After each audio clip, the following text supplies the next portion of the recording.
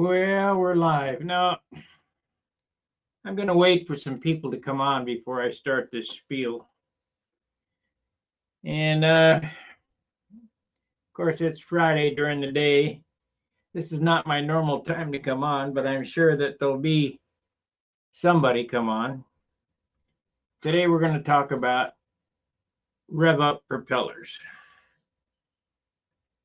Now, I know some of you say, well, you can't get them. Well, yes, you can. They're out there. If I don't break any, I got enough to last a lifetime. So what I did was, of course, we'll talk about this again. What I did was I balanced this prop up. I'm getting propellers ready for the season.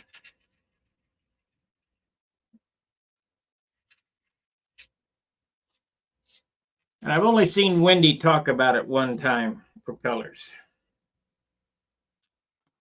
Normally, I just run them as a wood prop with the Rev Up logo on it, and that's it. We're going to do this one that's on this airplane here too. But this year I decided I'm going to paint them black, and I'm going to 2K clear them. But you want to get yourself a good balancer. Now this Top Flight PowerPoint magnetic balancer is probably the best. But you can balance it with a handheld pin balancer. You know, you don't have to have. I'm of the opinion buy once, cry once, you know. Why spend, $10 on a handheld balancer that A, doesn't give you the good results you need, and B, you could probably end up losing it and you need to buy it again. So you just buy one of these.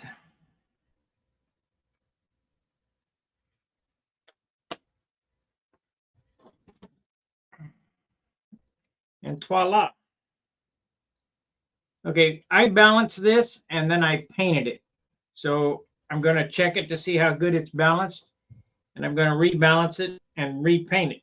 And then we'll go back and forth until it's way heavy.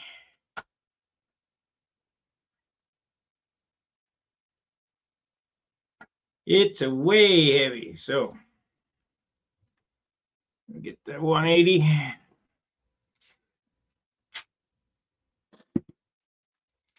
Now the 10.6 propellers, the rev ups that I use, probably, let's check the pitch. Now, let's sand it first. Let's get it balanced and then we'll check the pitch. You sand the backside. Now I could just paint another coat of paint on the right blade. Or the opposite blade. Let's see if that works. Yep, let's do that. Let's do that.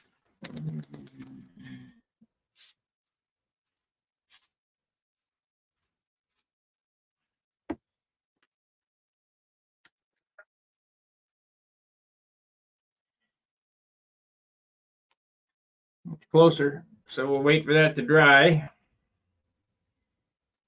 And I'll sand a little bit of that paint off that I just put on. And we'll get it so it balances. Then I'm going to pitch it. And I'm going to mark it.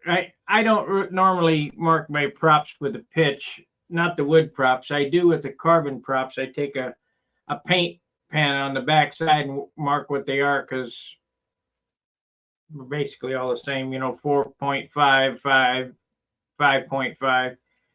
But these I'm going to mark 1, 2, 3, 4. So I'll have 4 propellers for this airplane for the net. And I already know this prop that's on the airplane works perfect.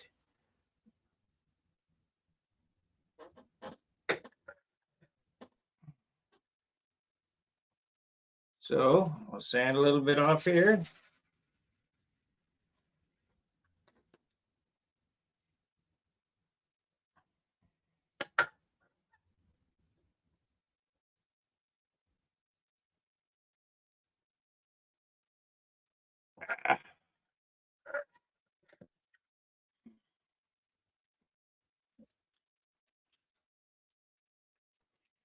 put it back on. Sand it too much.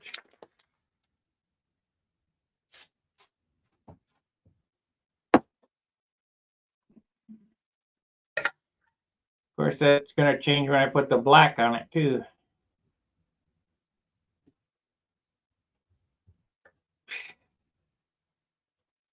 It's going to drive me fruit. Well, wait for it to dry for a second.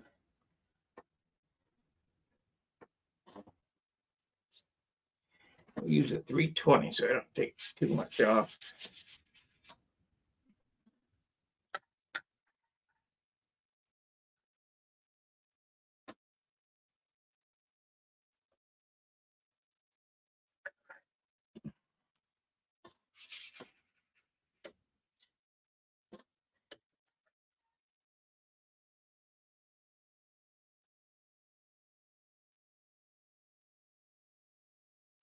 Can't believe it went too far. Just a couple of swipes.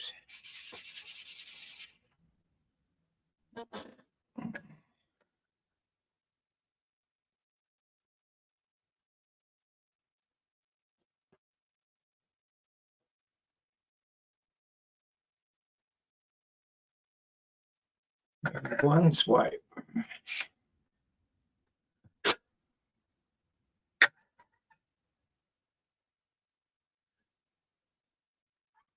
Too far. Yeah, well, we'll get it close and then paint it, and because we're gonna have to do it when it gets in black too, and in clear.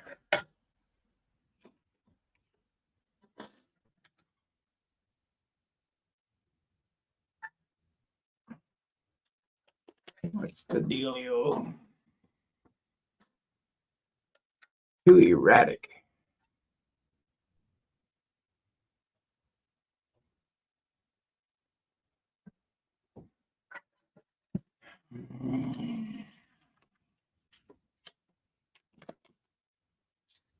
When you're balancing, sand the backside of the prop.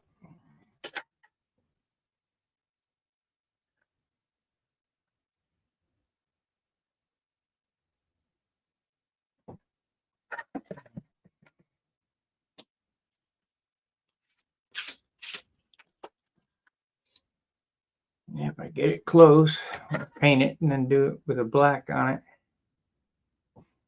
There it is. There it is. Okay, now.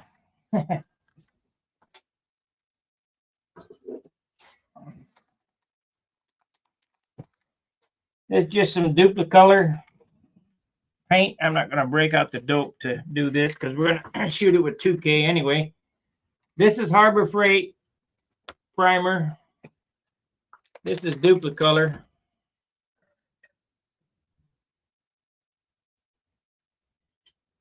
We'll balance that prop up while this one's drying. I got a stick that I've whittled an end on.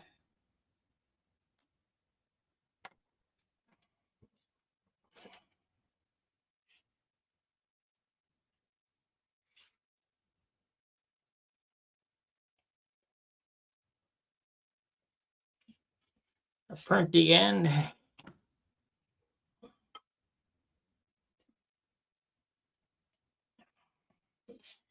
Try to do an even coat of paint over this thing.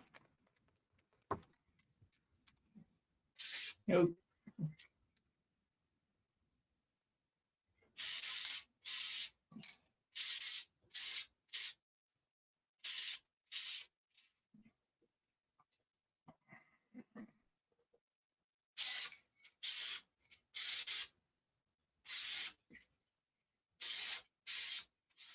Light coat.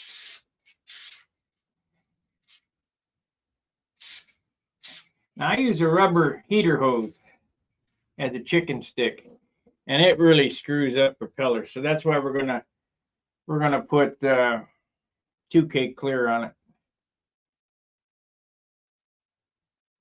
I won't do that in the house here, so that won't get done on camera because I don't want that shit all over the place. Let me put this phone away so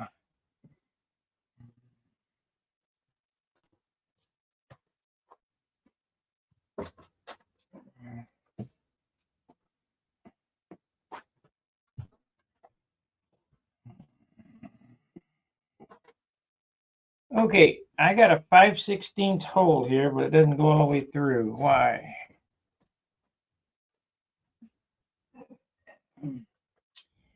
Get yourself one of these. This is a prop truing tool. I'm going to have to drill that out. 5/16. So it's halfway through.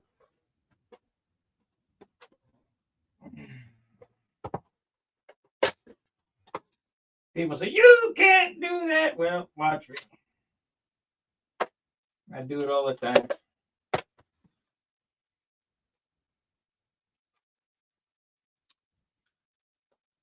You're supposed to ream them, but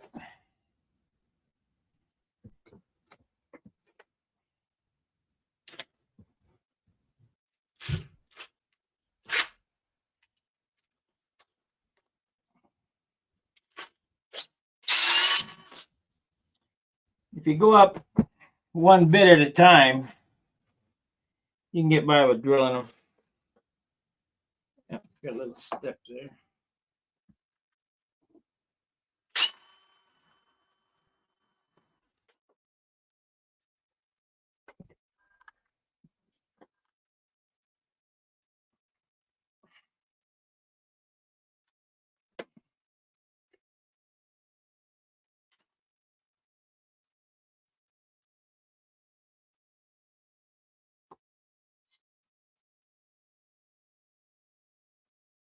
What the heck? There we are. This prop truing tool fits in that hole really tight. I also have a prop scribe. It has sandpaper on it so that you square the hub with the shaft so the prop's not running like that. Because you can feel all that shit on the end of the lines, at least I can. And when you get them true and balanced, it's like a tractor.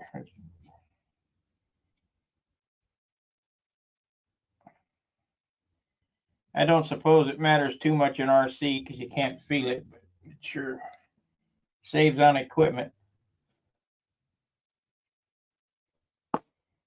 Okay, let's check the length of this thing. If you're going to shorten up a prop, a propeller, if you have a 12-inch prop or a 13-inch prop and you want to make it smaller, you'll need one of these. This is a prop scribe. This is sold by Jim Lee, Lee Machine, and this is sold by Jim Lee, Lee Machine. You stick this in the hole. Now we're not measuring the propeller because I know what size it is. We're just checking to see if it's the same length. So you come out here to the tip with that little pointy thing on the end there. Ah. This helps with balance too. They have a point on the end of this, and it matches up to that tip. You turn the propeller around, and yes, this is exactly right. Okay, so we got that tested. That's good.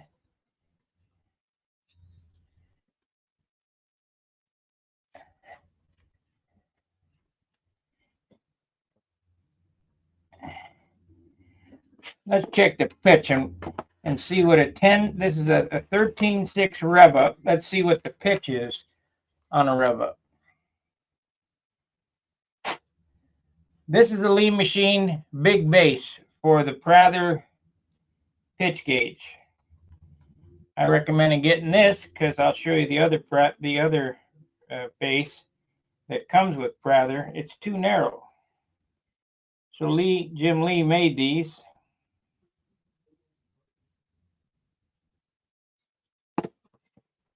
This one here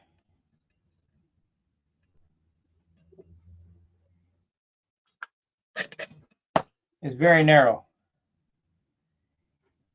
So it's just about twice the width. Oh, this way. It is twice the width.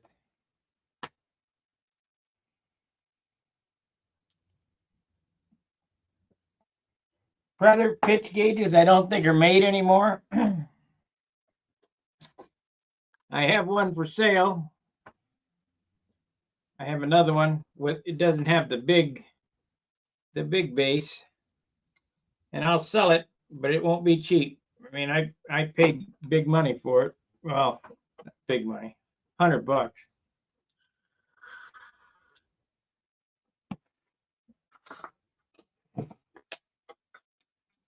Okay, you measure this. I'm going to measure this at station 7. Oh, that's the goofiest thing going. That's 6. That's 7. And how you do that is you hold this at an angle like so. Let me see if we can see it. Yeah. Now you'll see that this gauge does not engage the blade all the way. So we have to go out here to right there, and it lays flat across the gauge. And it's a way out. Station number 7 is 5.5. So let's go to station 10. Station 10, if you look at it, lays across there and you read it. Station 10 is 5.5. So we got a good constant pitch. I guess that's what they mean by THP, true helical pitch. We went 5 stations and it's still, well, I should measure the other side too. I'll measure the other side, make sure it's even. There's not much you can do. You can kind of twist these props with heat. Okay, we're on station 7, 5.5. So it looks like this is a good one. Station 10. Station 10 is 510. Station 10 is, if you read there, see, station 10 is a little bit less than 5.5. It's like 575, but we're not going to do anything about it. It's not way out.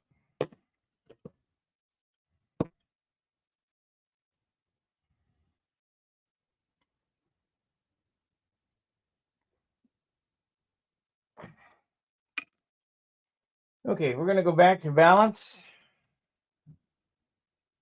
Let's put another coat of paint on this.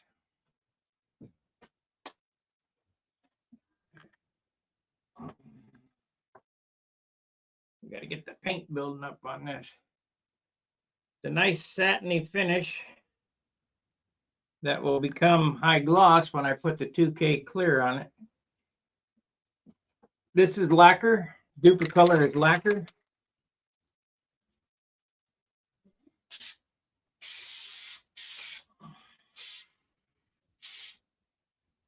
Oh yeah, that looks good.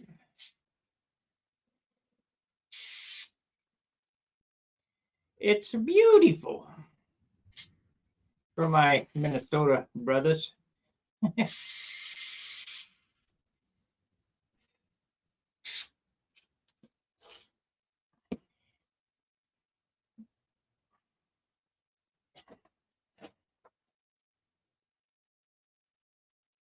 So we'll let that dry. I'll balance it, and then the clear goes on it, and then I'll balance it again.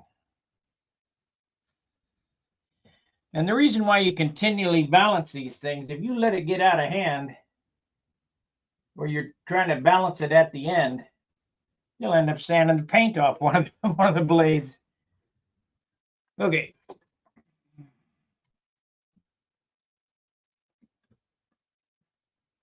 Now I'm running prop extensions. I've got to go up from this 5/16 to 3/8. So instead of taking a bite, I got to do that now. We'll do it now, and then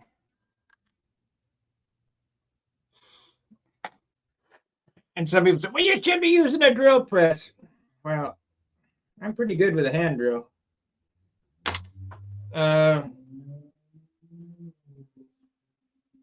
So instead of going up from 5/16 to 3/8 in one step, I do it like this.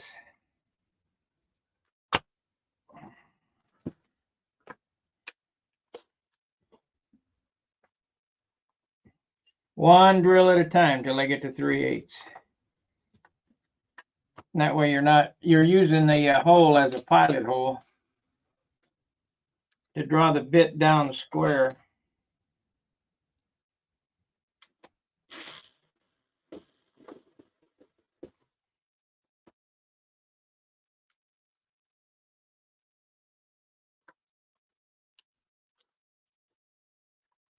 You can't do that. Well, I've done it this way ever since I was a kid, so.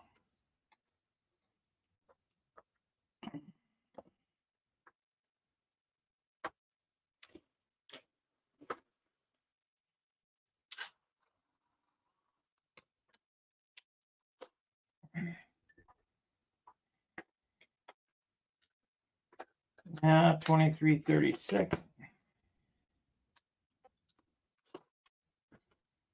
But if you try to take one bite, go from 5/16 to 3/8 or 1/4 inch to 3/8, it'll split the prop and it won't go down straight.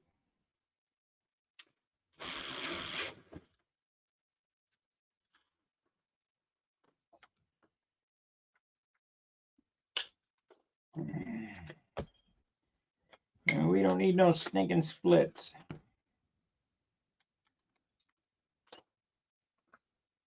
3/8 right here.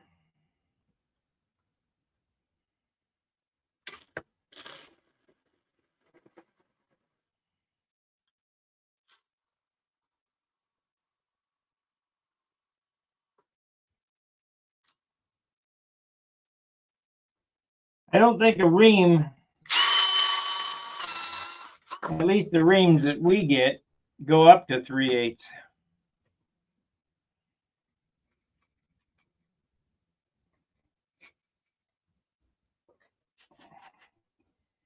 Now I got on this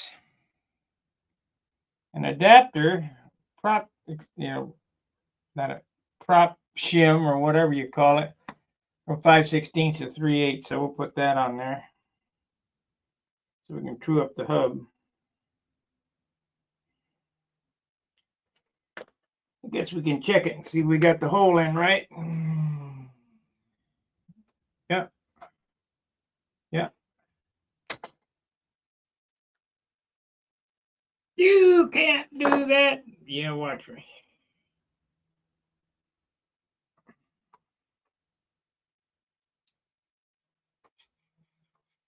Do the front too, I guess.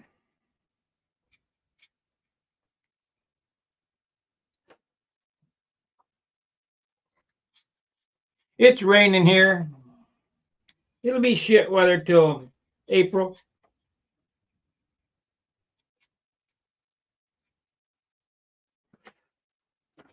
Now we'll check it with my extensions.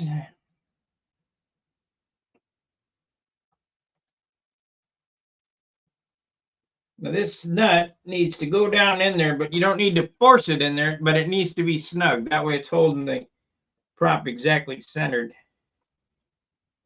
That needs a little more drilling, a little more relieving.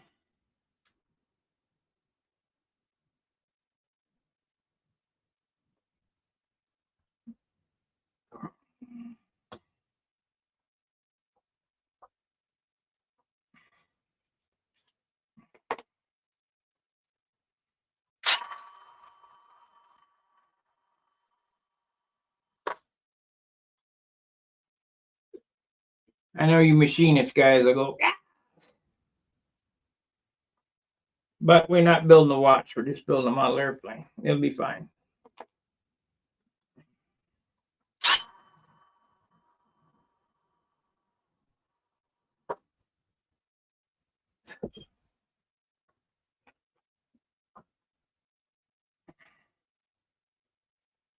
It's so close. I got it stuck now.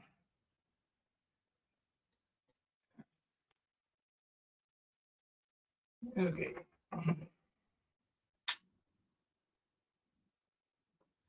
The next size up is 25/64. Do not drill it oversized. There it is. Hey, Yogi.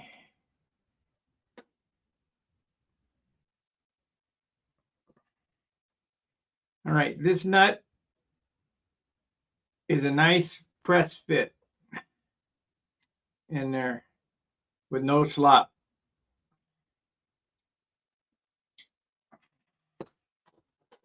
And that's the way the cookie crumbles. Let's check on this prop over here.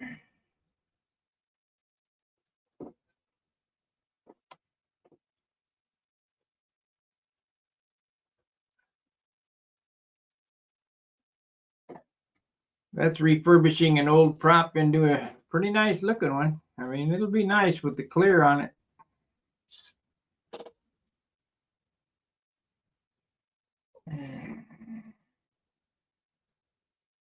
Like I say, the only bad thing is I use that heater hose for starting, and man, it tears up propellers. It narps them up bad. I'll probably end up skinning the paint off of it. That's why we need a few of them. Okay, light sanding with some 320 all over. Then I'll balance it.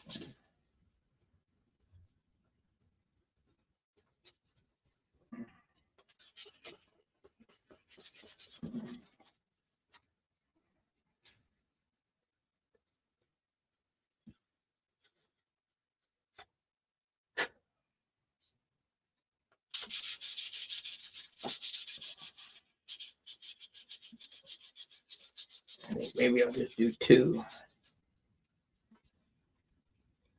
We'll label them 1, 2, 3. Now, Wendy had a way of doing a prop gauge with a motor mount.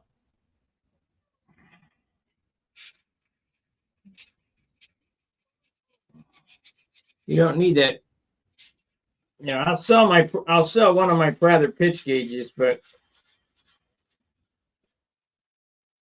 you can do basically the same thing if you know the pitch. You don't really even need to know the pitch. What Wendy did was he took a piece of motor mount. This is not a motor mount, it's a tongue depressor. And he drilled a hole, put a dowel in it. Then he put a wedge out in the middle of this, which would be station 7, and then matched it up to a prop that worked. So once he found a propeller that worked, he wanted it to match it. So he just take that stick, place it on the prop, and he would sand that propeller till it matched that stick.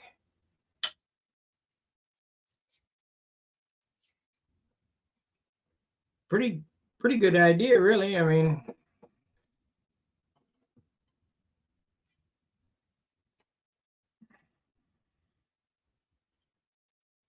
but this propeller tuning is,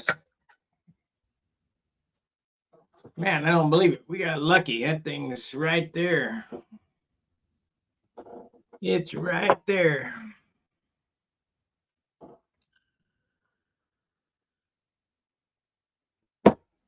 Okay, let's take this one off. We'll get it primed up. Let me wipe my hands off. Dust on.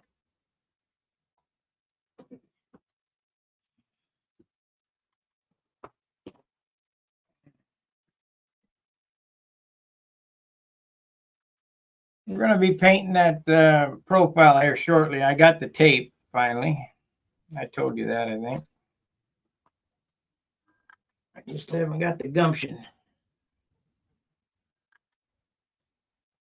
Hope you guys enjoyed the 68 Nats video I put up. That's all the footage I could get out of that 8mm reel. There was no sound, so I played the music overlay. Anyway, we got one ready for, well, I got to balance it, but we got one ready for, one ready to put some clear on.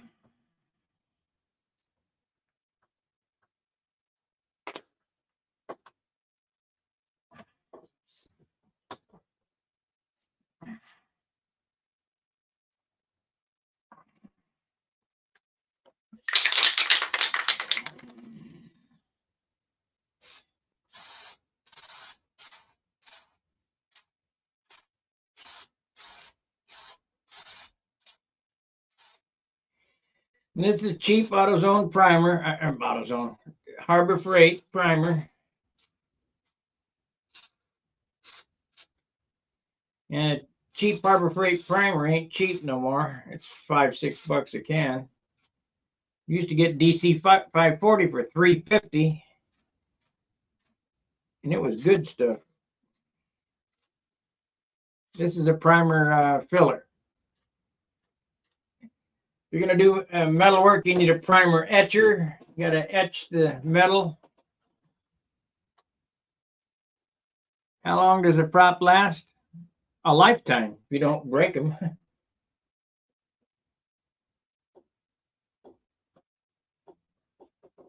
These props here are 50 years old.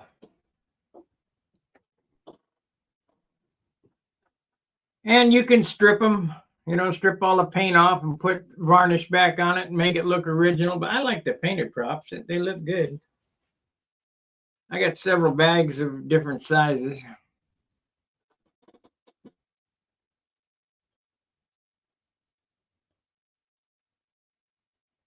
All you got to do is nominate me.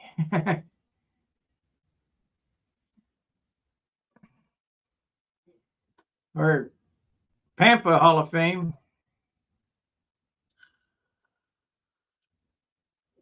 How often do I repaint them? Well, that one there was a red one. That was painted 7 years ago, and it lasted 5. It all depends on how you do it. You know, if you use crappy paint and you don't prep them, you don't sand them and prime them, they don't last long. The paint comes off of them. If you get nitromethane on them, the paint wipes off of them. Hopefully with 2K clear, that won't happen. Like I say, I use that rubber heater hose to flip my props. And, you know, if you're back flipping, where you're hitting it backwards on the back side of the prop and it bounces back and then rolls through, it's not so bad. But at the Nationals, it seems to me like when I get excited, I'll try to backflip it, but it won't backflip through for some reason. I got to pull them through. And when you do that, you skin up the face of the prop with that black hose. So I'm hoping that this black prop won't show the black marks, but the red prop shows the black marks big time. And I got some silver ones around here that really show the black mark. I got a silver one in the box over there I need to get after and paint up. But I think it's an 11.6 EW.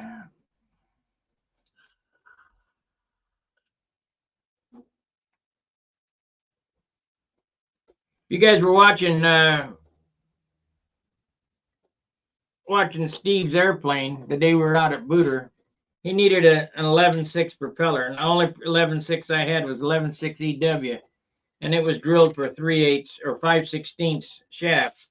Oh shit, wrong can. 5/16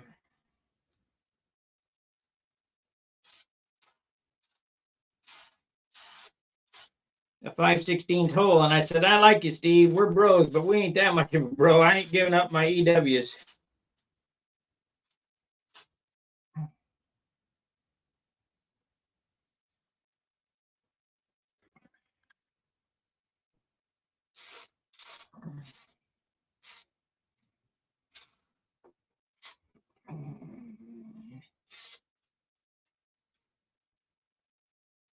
Well, I try to show you guys,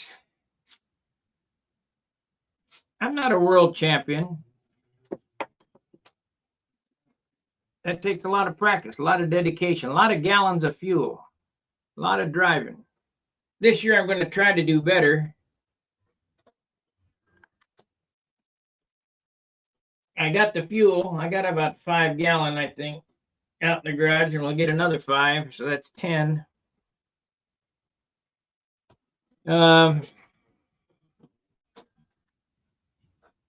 And here in the Midwest, see, where we lack is that our first contest is Brodax, and immediately thereafter is the Nationals. Well, shit, there ain't no time to practice. I don't get back to myself till the end of the season, which is September.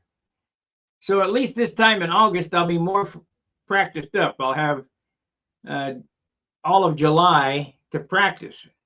And then in August, I can go to the Nationals. So if I'm going to make a run at it, this will be the year. Of course, then again, this is terrible because the Worlds is going to be here, and there's going to be many of the world top flyers here. And the year that I really practiced and I really did the best I could, I got beat out by 1/3 of a point for top 20 by Phil Granderson. Just the way it goes. Shit. The stars didn't line up.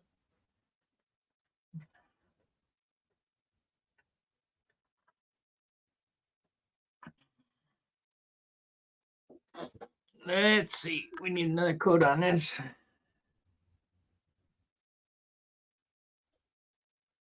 I think another coat would do. We'll get another coat on this.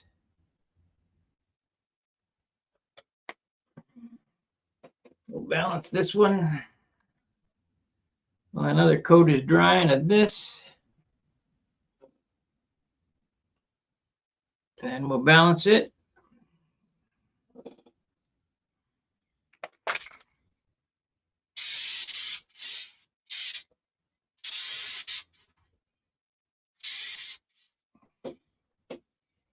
Yeah, you guys want to see me in the Hall of Fame, all you got to do is nominate me, either PAMPA or AMA.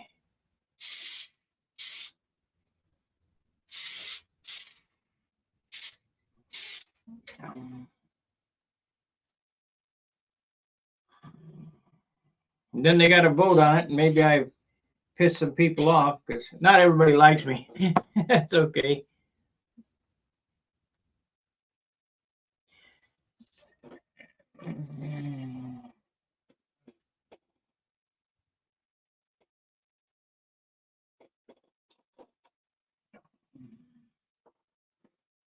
I just do what I can.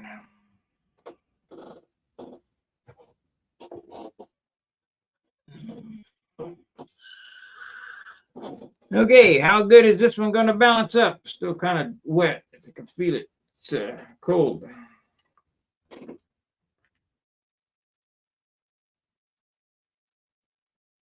It's a cold.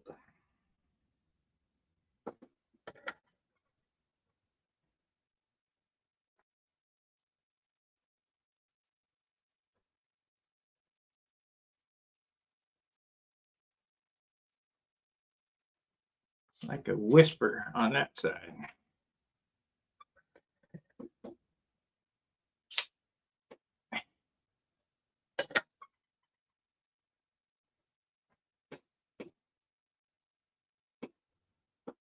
It's pretty close.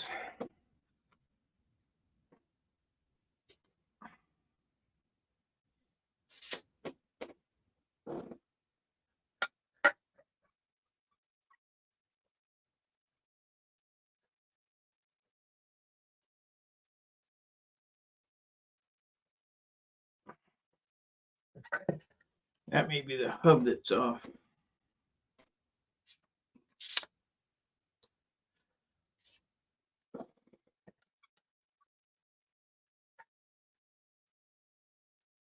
There we go. I got a picture today my sister sent me at 3 o'clock in the morning. I'm going to show you this picture. I've shown another picture of me. I'll show you a handsome kid. photos.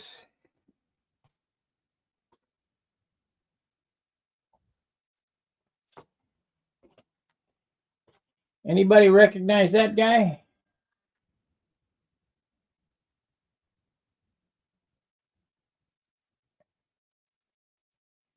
That photo's me 50 years ago.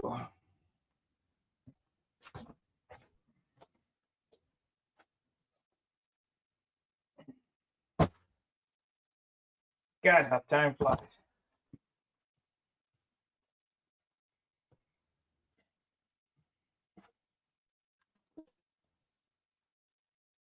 I had just come back from Memphis. On my way to Miramar, I had all kind of stunt planes in the back of my car at that time. I built all kind of planes in Millington. Like I've told the story, we used to get off. We were in school in Memphis. We used to get off of aircraft school in Memphis, and at night, because it'd be dark out, me and another guy would load up my truck. I had a 74 Dodge pickup truck with a camper on the back. We load that up, all our airplanes in the back of that truck. We drive to the Sears parking lot and fly under the lights. And on the weekends, I'd fly on Sunday between the hobby shop and the church and really get the chaplain stirred up.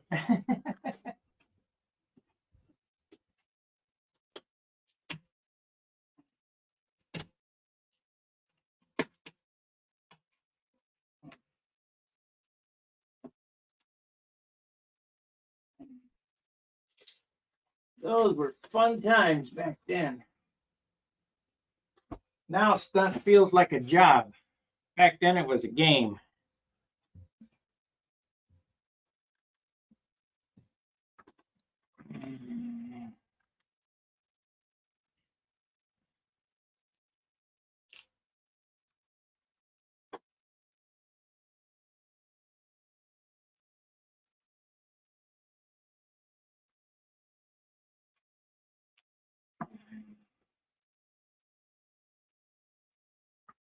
Okay, where are we at here?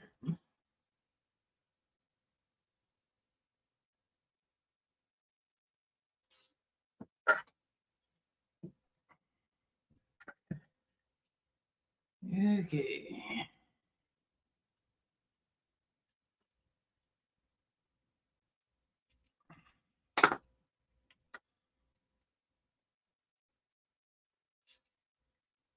I think that photo was taken at Helen's Beach House.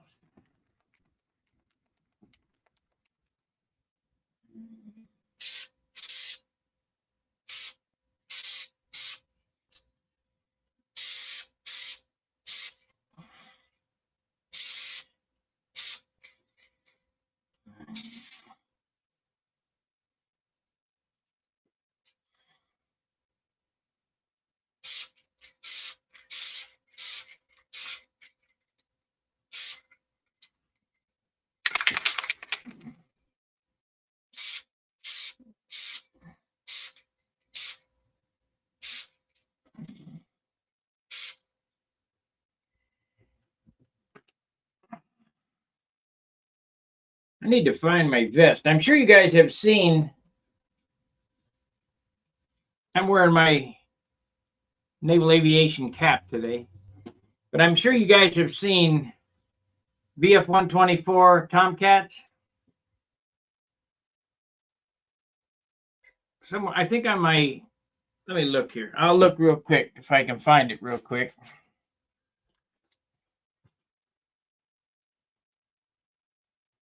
If I can find it real quick.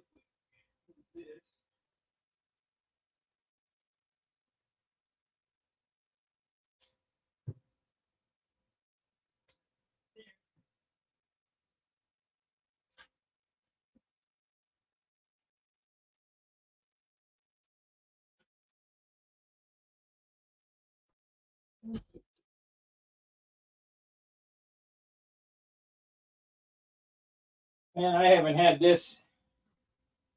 Was it on this? No, it's on my cutoff. Shoot.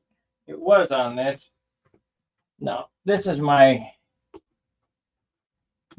club jacket, Lafayette Escadrille. That tells you how I was a 5-year member, maybe 6-year member. This is old. AMA All Season Flyer, Safe Flyer. This was an 86. This jacket's from 86.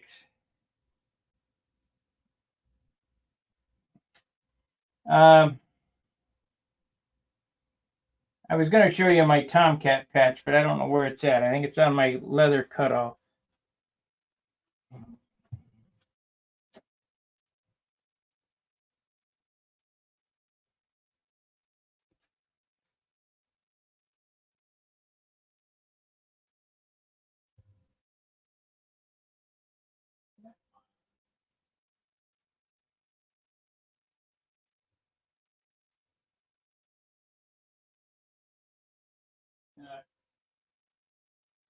Here's a shirt I might wear. Here's a shirt I might wear at the Nats this year. I got to get it clean.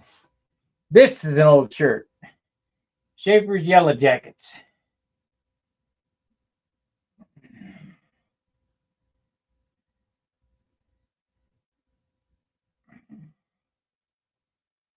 Yeah, I had this on a long time. This club hasn't been in existence for 40 some years.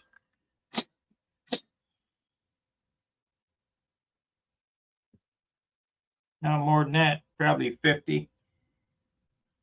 Yeah. See, it still fits. If it fits, we'll wear it. Just barely. If you look at some of them old Nats videos, you'll see this shirt in it. Yeah, it fits. I haven't got too fat. We'll wear that this year at the Nats. I'll leave it out in the closet. That'll bring back some memories for the old guys.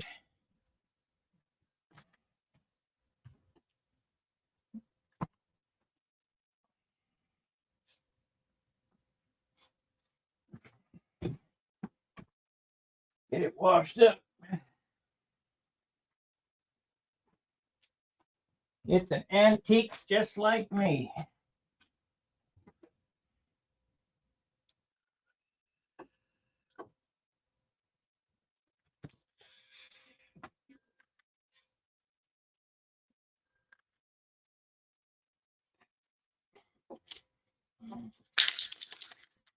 I balanced that one, yeah. Oh shit, I almost hit it with primer. Can't do that.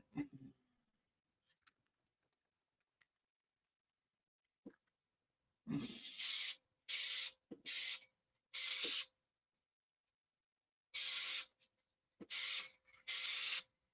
course, it's raining out, so I don't know if we're going to get the clear on it today.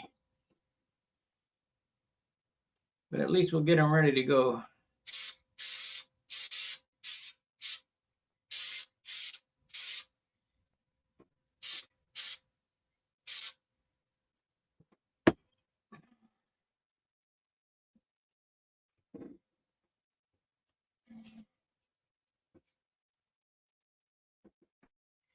This hobby has taught me a lot. How to paint, how to shape, how to, well, actually being an aircraft mechanic taught me, machine tools, how to bend and bending allowances and all that crap. But you just got to pay attention to what you're doing. I'm a mechanic of, mechanically inclined guy. I told a story about when they sent me to Memphis. I sat down in the cubicle and they have a thing called the BTV, Basic Technical Battery Test or whatever. Shouldn't I whiz through that thing real quick, figuring, oh, well, I'm going to be a mechanic? Nope, I'm going to be an electronics engineer. No good. So they sat me in that queue. The math was so far over my head, it was ridiculous. But I still remember that shit from 50 years ago. You know, what I did learn, I still remember it. They drill it into your head, they pound it into your head so hard, you ain't gonna forget it. And I bombed out of that, and they were gonna send me to the fleet. I raised a stink, and they sent me to be an AMS. Big difference between AMS and AT.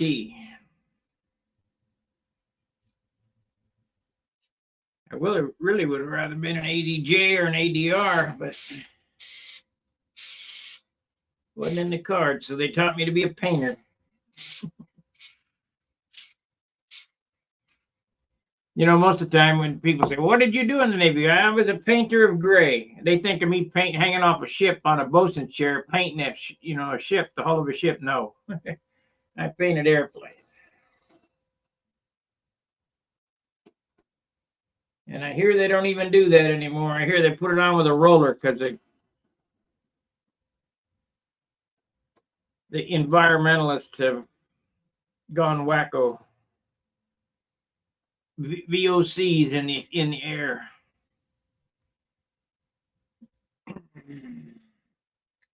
As my dad used to say, don't eat the paint. Don't eat lead.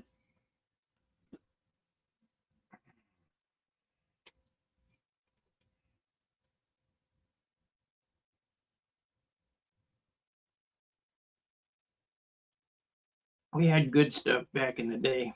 Carbon tetrachloride, chloridine. Yeah, we had good stuff. But now we got nothing. We got shit. Aromatic distillants. I think this one here says toluene because it smells like toluene. Let's see. Well, it causes cancer and birth defects in the state of California, so I'm safe. I'm not in California. Delayed effects from long-term overexposure. Well, I got 50 years exposure. Contains solvents which can cause permanent brain damage. That explains it. And nervous system damage.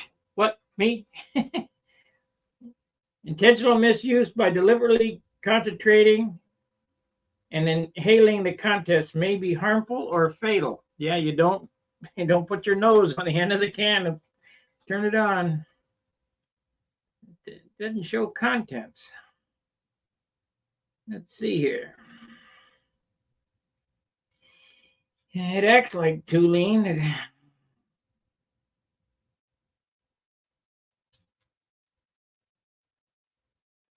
Minor defects, sandpaper, blah, blah, blah. Cures after 6 hours. Dries in 15 minutes. Can be wet sanded in 30 for the last coat. Fully cures in 6. On more tone, cooler area. I can't believe they don't have the ingredients on it.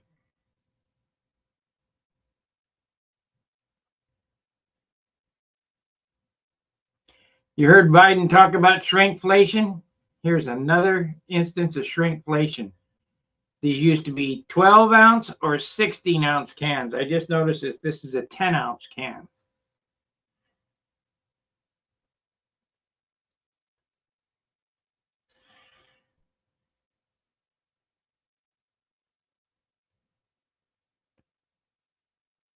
I noticed shrinkflation when I went to buy Reese's peanut butter cups. They used to be that big around. Now they're that big around.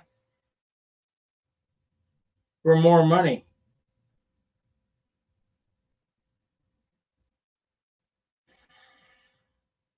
Yep, it does not say. I guess you have to get the MSDS off the internet.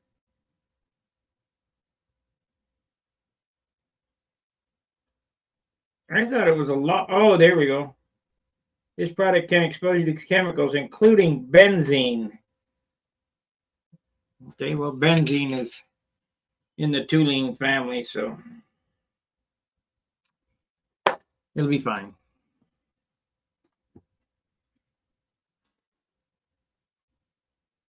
Well, this one turned out pretty nice. We'll see how it balances out. And I get that coat of clear on it, it'll glisten like a baby's butt. We'll polish it up.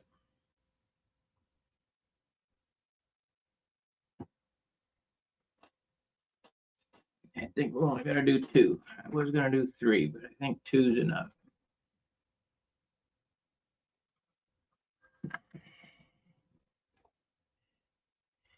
Thank you, Gary.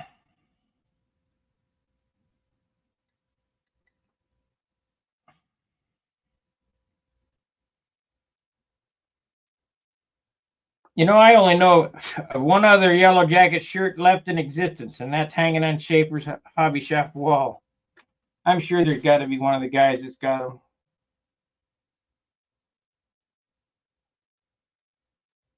Oh, well.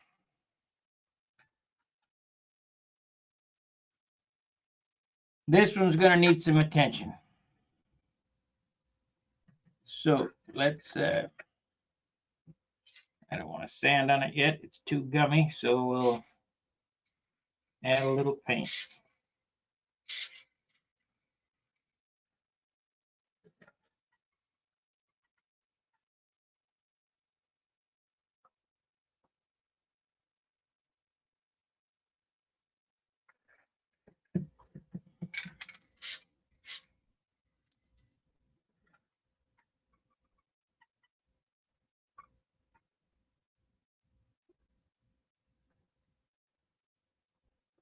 There we go.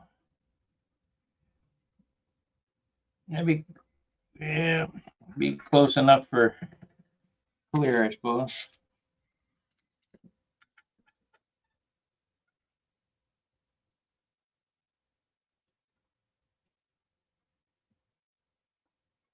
What the hell happened here?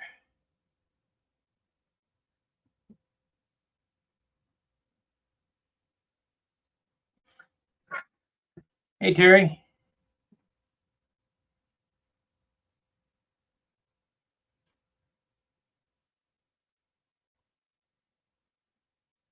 You bet. Bring back Aerogloss.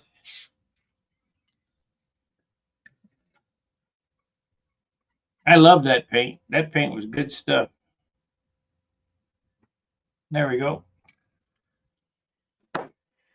Okay.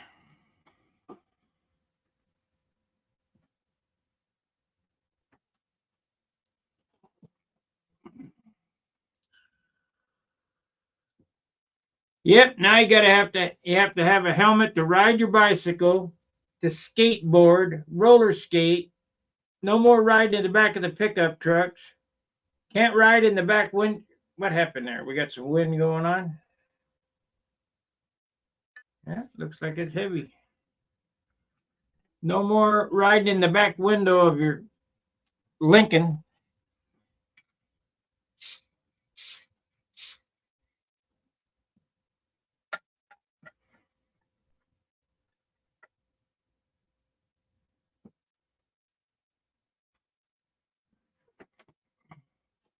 Did you see it? I know what happened there.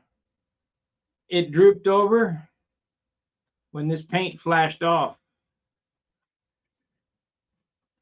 So we'll keep adding until I get it right.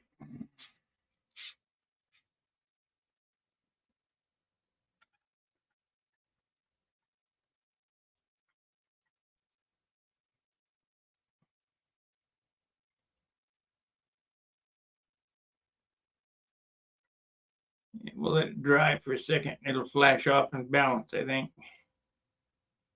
Get pretty heavy on the other hand.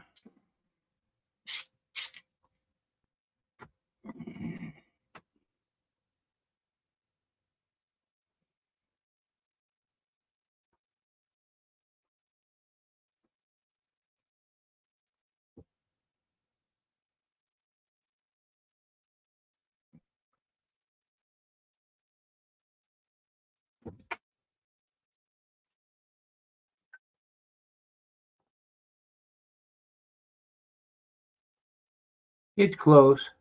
Because when I put that clear on it, it's going to be a nice thick coat that I'll be able to sand and polish. So there it's balanced, and we'll see what happens when it flashes off.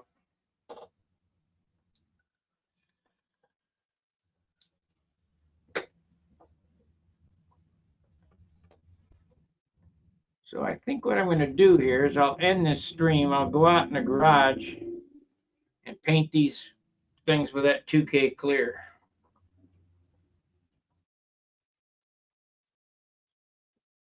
I don't think I got any more things to paint with 2K clear, but whatever. Maybe we'll do another one. I don't know.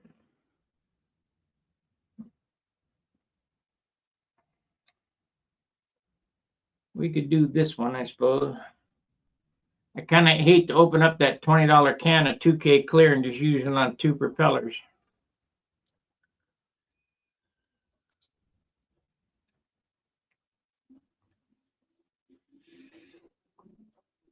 Because once you pop the top or hit the back of it, it's done. It's over. You got to use it all up. I guess I could bring it up here and put it in the refrigerator, see how long it lasts.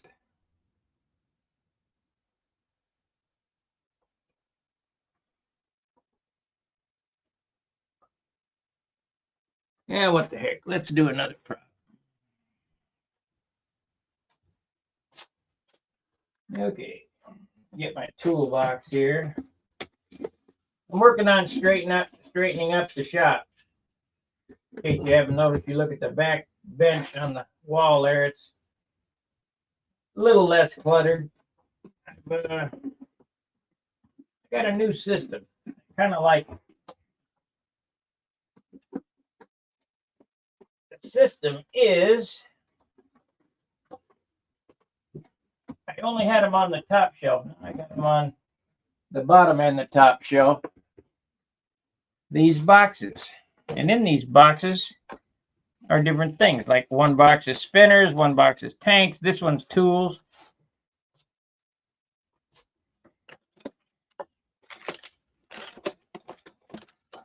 I probably need a toolbox, but I just don't have any room for it. So let's take this one off here.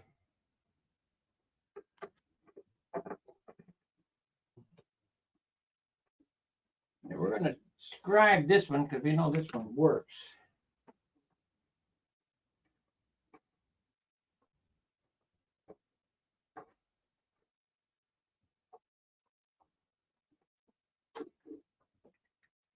This one has varnish on it, so I'm not going to remove the varnish.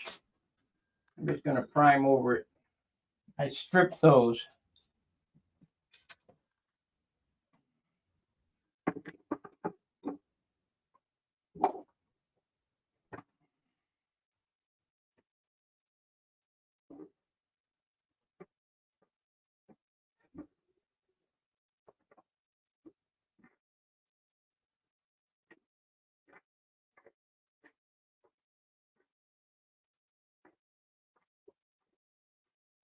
Long-winded.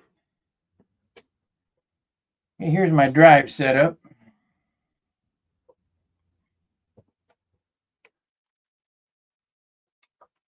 I'll put this prop on so I don't lose it. I'm going to mark that one number 1.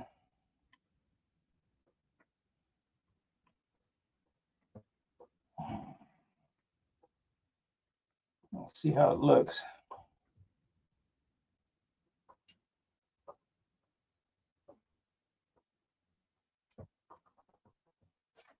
It looks beautiful.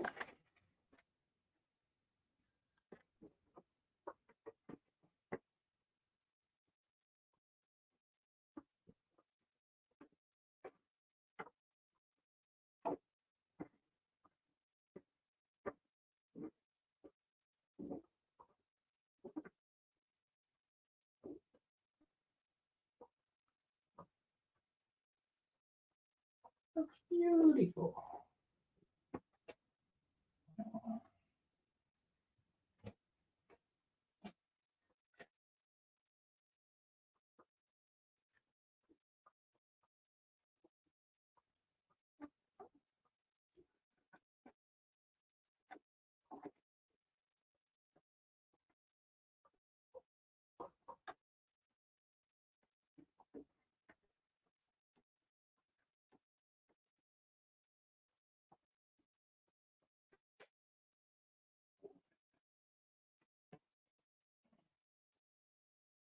That makes it look better.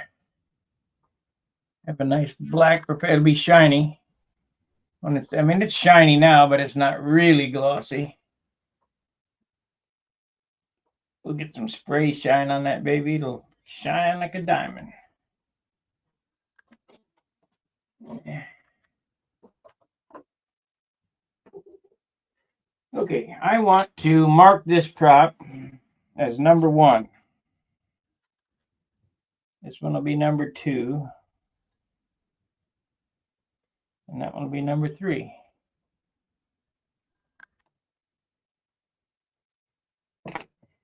So in order to do that, I need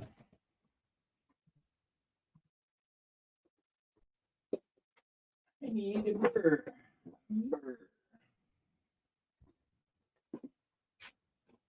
I got the stupid hanger for the shirt. Okay. We'll use this little one right here.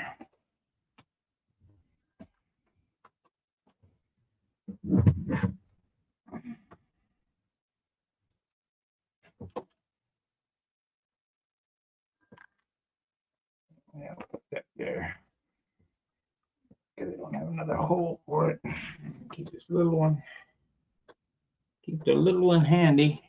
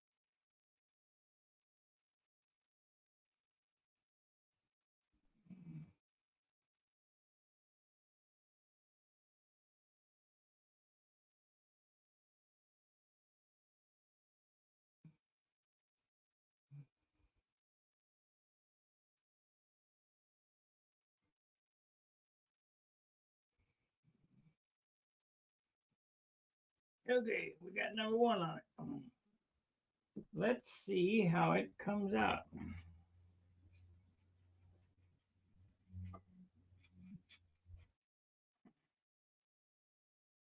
If you look on here, there's one scuff on it already.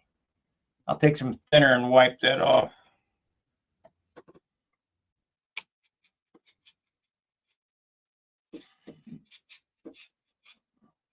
I mean, I suppose I could strip it. But it's got a pretty good base on it right now.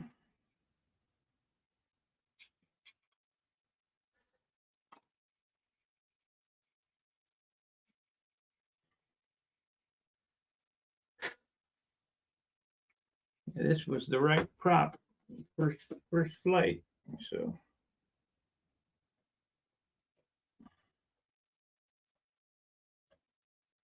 oh, it's got some boogies on it. This one ain't gonna balance. It's got some boogies on it. I don't know where the hell that came from.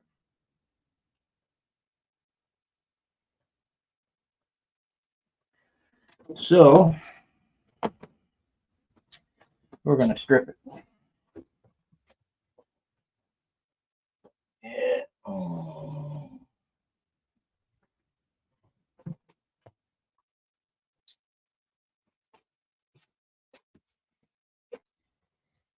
Straight up garbage lacquer thinner.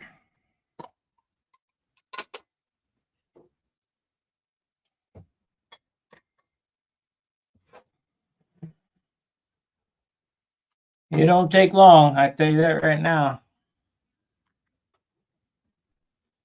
Probably 5-10 minutes. Get her all cleaned up. You guys got any questions?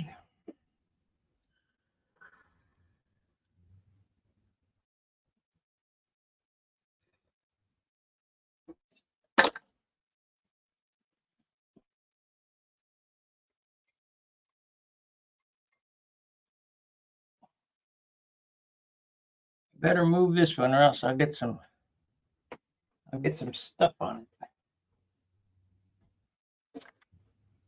Stuff that we don't need.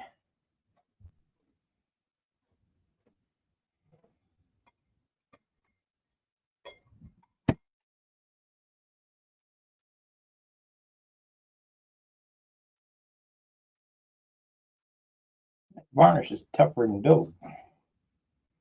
I don't know what that is. Got some CA on it somehow. Let's see if we can get that off.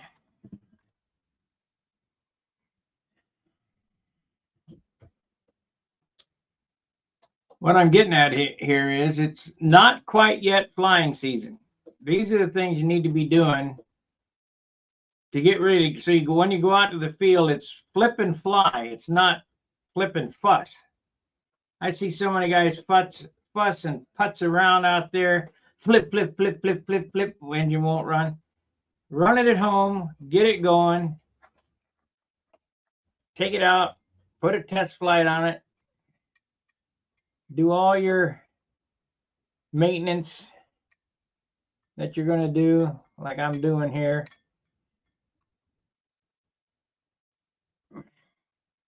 Get your model ready. You know, pretend that every time you go out, you're getting ready for a contest.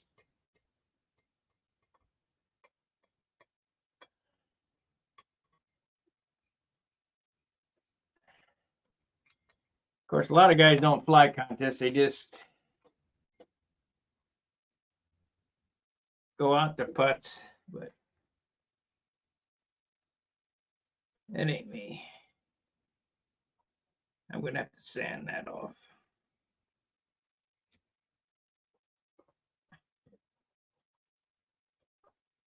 We got a big boogie on there. That's 180.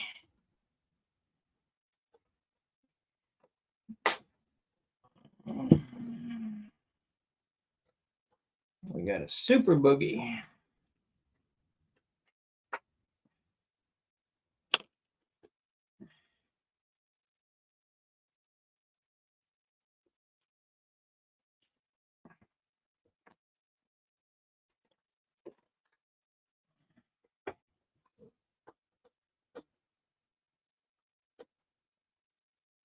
There it is. Got that one.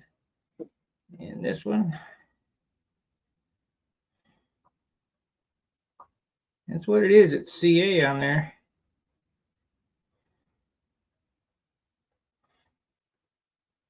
Didn't even notice it.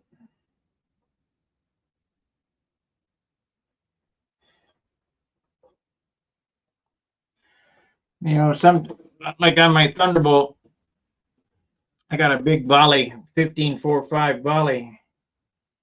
I had it painted up with the nomenclature that was on a regular Thunderbolt and all that. Except it was a 2-blade, you know, where the Thunderbolt had a 4-blade on it.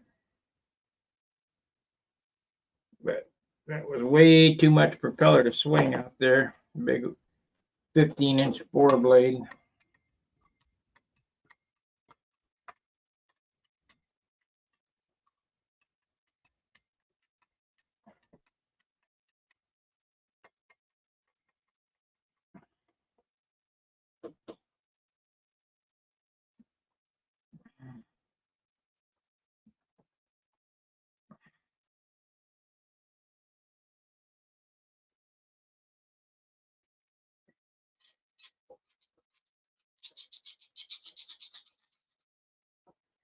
There it is.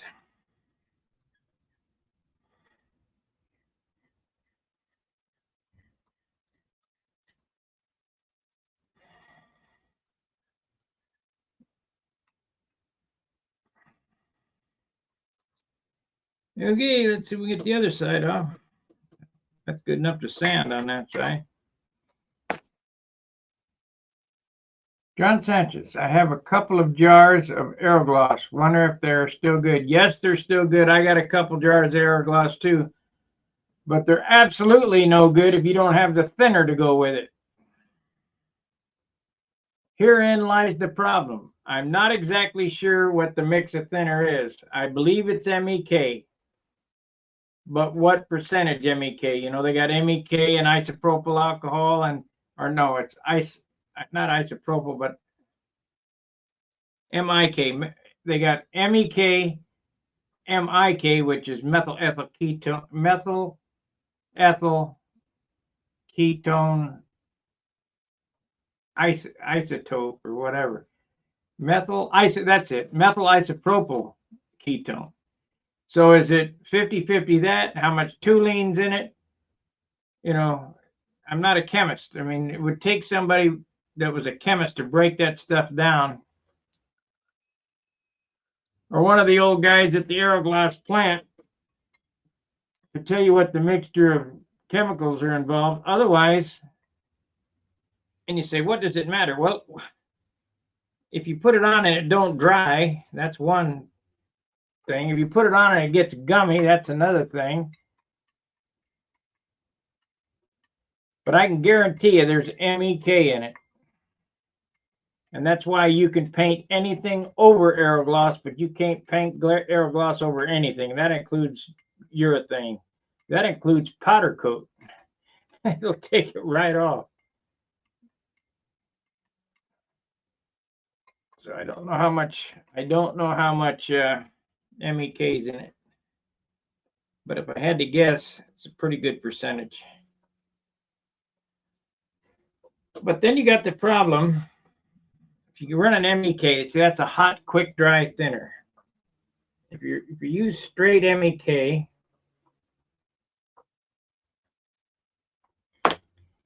it'll dry flat. It won't give you gloss because it'll flash too quick.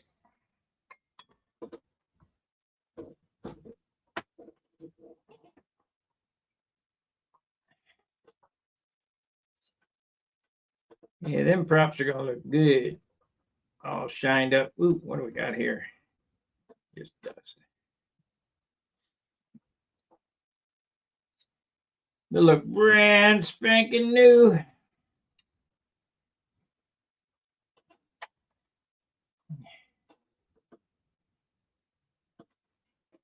Now, if you wanted to refinish these, they're finished with shellac.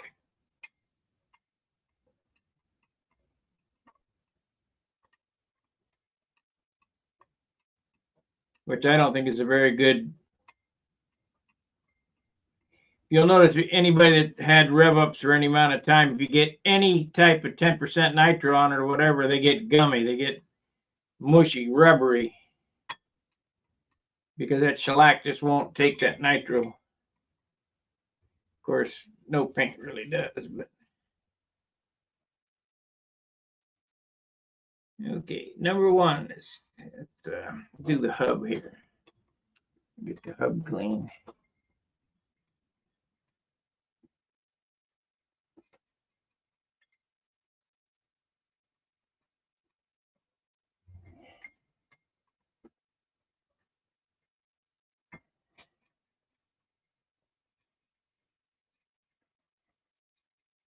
And get this one done, I'll put it back on. I haven't flown them other propellers on this airplane. I flew this one on, it worked perfect. So this is what's going to go back on the airplane, number one. Then I'll mark up them other propellers, get a number on it so I can tell which one's good for the wind, which one's. I didn't check the pitch on this prop. We need to check the pitch on it. We just check the balance.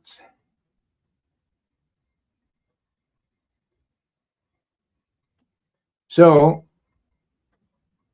which I knew, a 13.6 is actually a 13.55.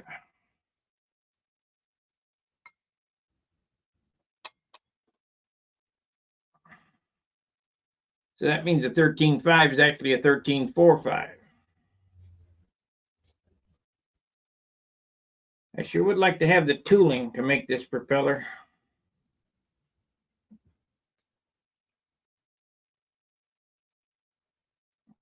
I do not know why Brodak didn't pursue getting the tooling for this propeller instead of them crappy BY&Os,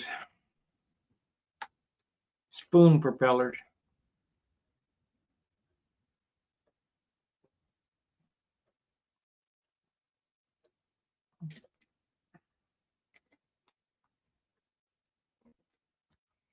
I had that old guy at Brodex. I don't even know if he's still alive. I think his name was David Friend. Make me one of them BY&Os, and he signed it. It's around here somewhere. It's a big old spoon propeller, and I got some unfinished Rev Up props that need to be carved. They're bigger. They're 16.45s.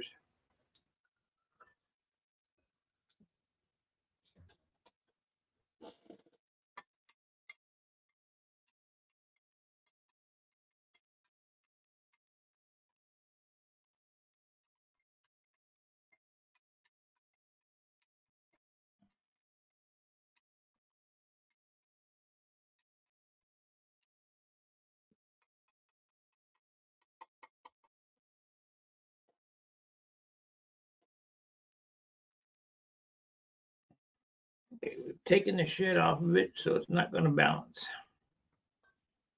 We'll sand it and balance it. I'm going to check that. Check the pitch on it.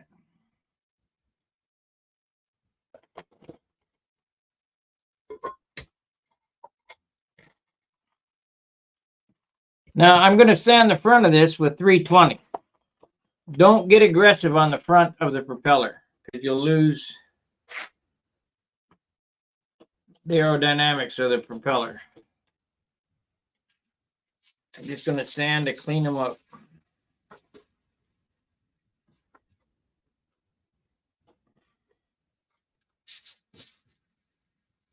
Light sanding.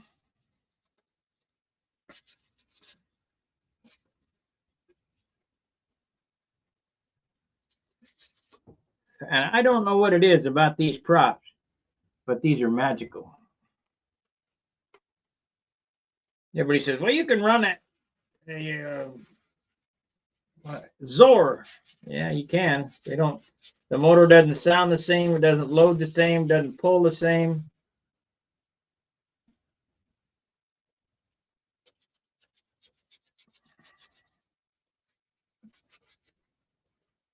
When we go out again, I'll get some video of this airplane. I'm going to take my video camera because I don't know, my live streaming equipment doesn't seem to be working too good out there at Booter anyway.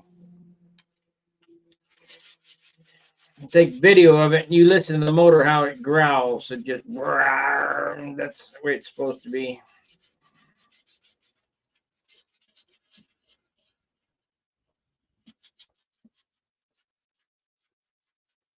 And anybody tells you that a light airplane doesn't fly good in the wind doesn't know what they're talking about. There's zero difference that I can tell. I got them both here. I can't tell the difference.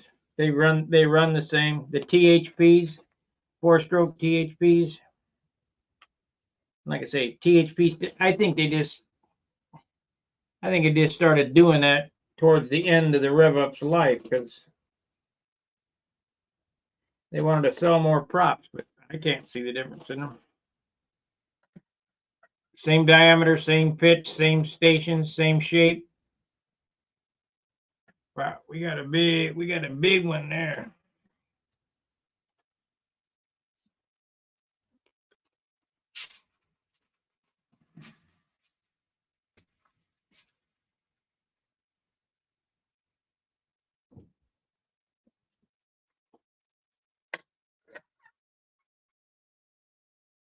Still.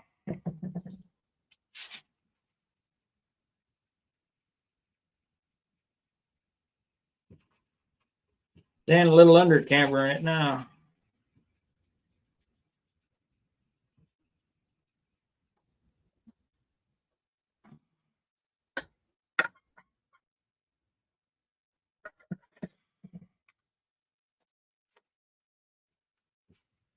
You know what I didn't check? I didn't check the length. Maybe it's not the same length.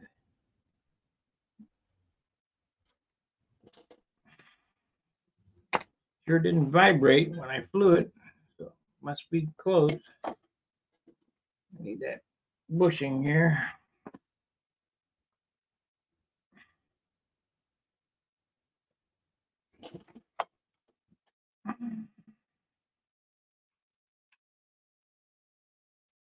Uh-huh.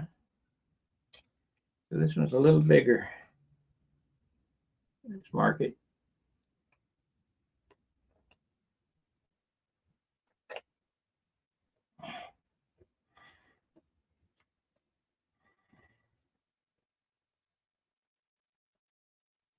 It's way different.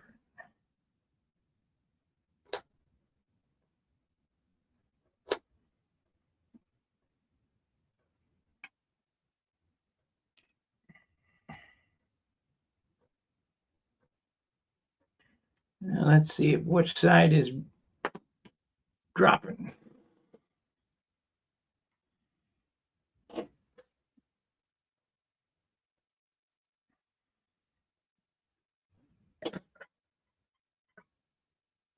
Okay, this is the side it's dropping. It ain't that much.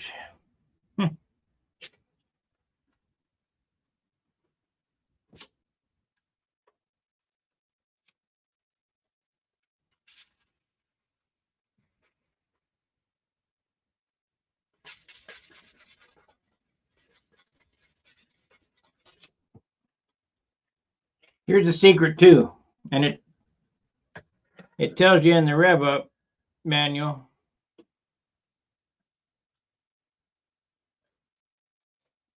Matter of fact, where did I do with them instructions? It tells you to put the heavy blade of the propeller on the opposite side of the stroke.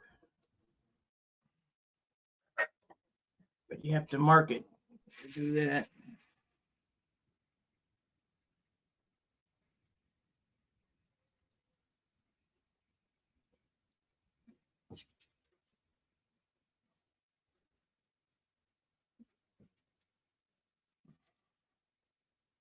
But if you get them close, you ain't got to worry about it. I guess we could do that with paint. We could kind of level it out with some paint. Getting better.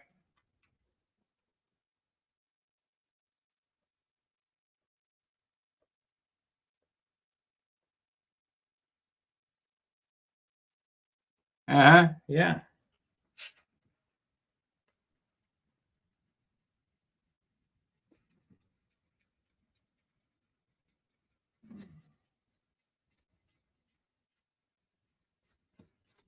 I got a box of Rev Ups over there. It's got one says Rev Up, the other says 4-stroke, the other says THP. They're all exactly the same.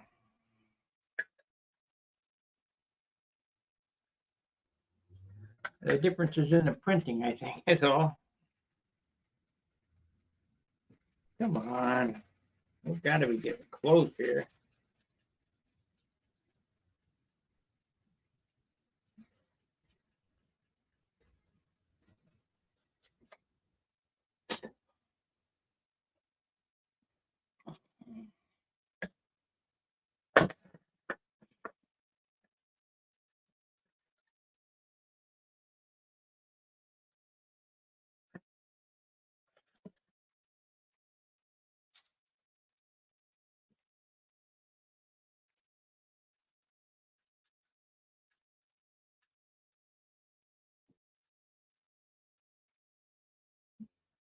We got to be getting close.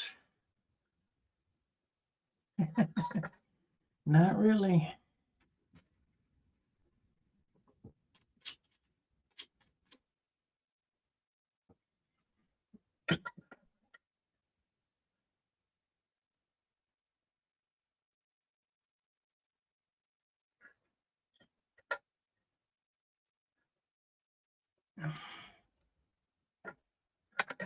It's dropping too hard.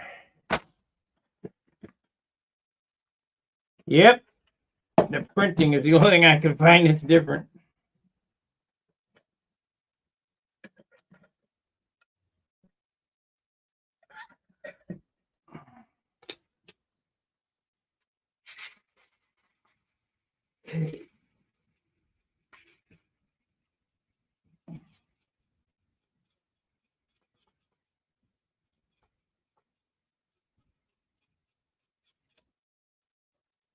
tell you what, I loaned a Rev Up prop to Jerry. It was a 11.6 EW.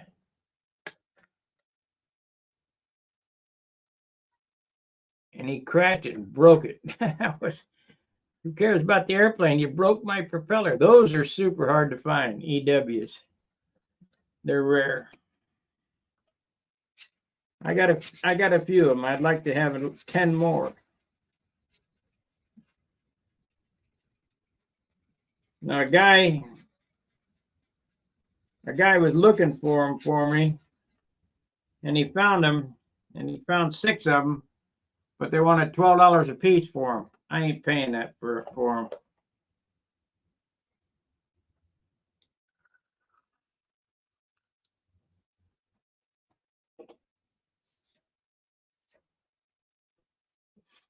I'm not paying that for a Rev Up.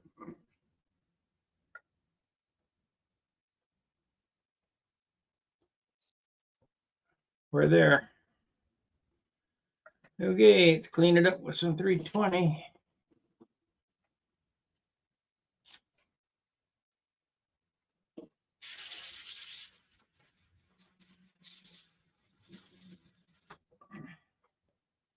We're there.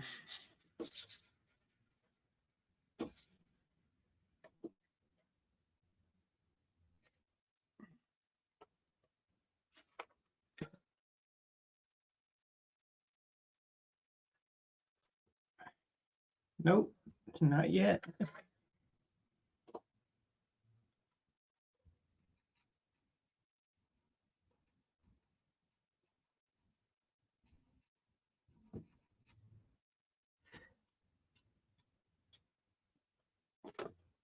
I got a bunch of props from Tom Morton. He sent me a bunch of Rev Ups that he had reworked. Boy, they were hatchet worked.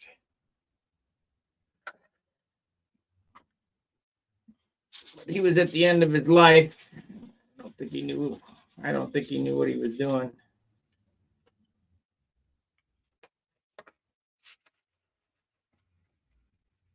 That's what you get when you do them anabolic steroids. Get goofy.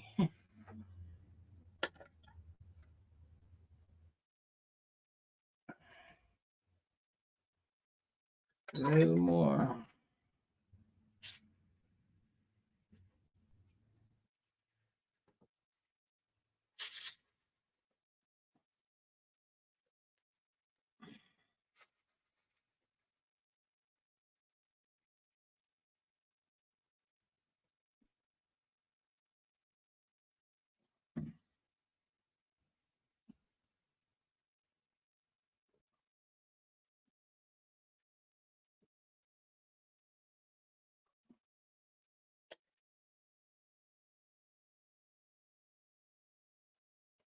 There we go. Almost. Yeah. Oh, it's just so close.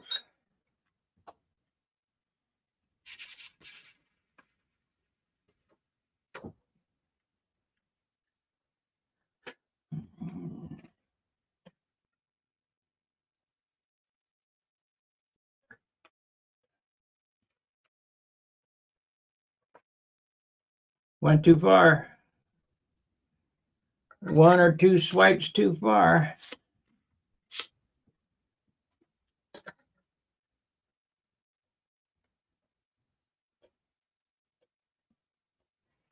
You ask yourself, how important is this? What's up, Penn? Where's Teller?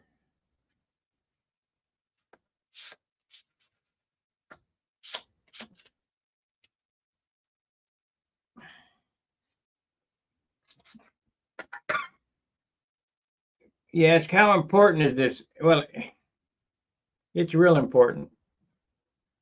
There we go.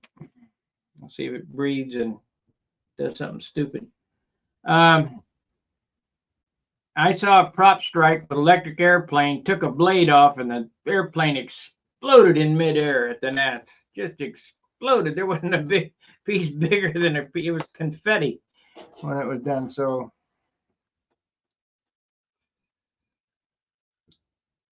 propellers are pretty darn important. Okay, let's check the pitch before I go. I think it's going to be 5.5. We got it balanced. We'll go through the balance ritual 2 more times with that. Once after the primer's on it, then once after the clear's on it. So I showed how to balance these or check them for pitch already, so I don't need to come over and show you again. Is there anybody that didn't see that part? How to check the pitch?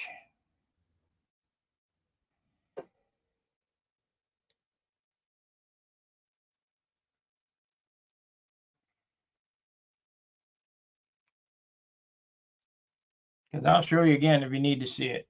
If not,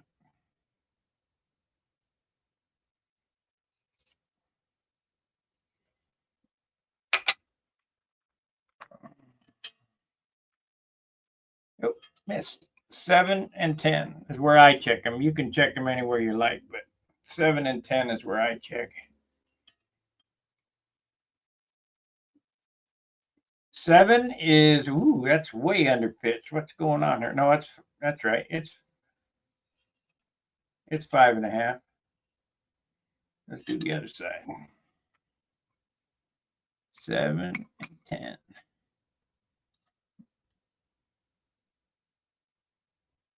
7. 7 is about 5.25 on that one. There ain't much you can do about it. 7. Let's try 10, see what it looks like. Now you can sand pitch into it, but it's a lot of work. 10. And this is the prop that did work. It's at 5. A little under 5 at 10. 10.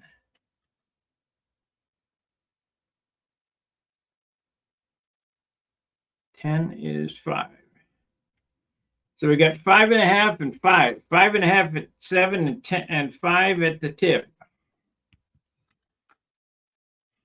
But this prop worked, and it worked good. At least it worked good in the comm. So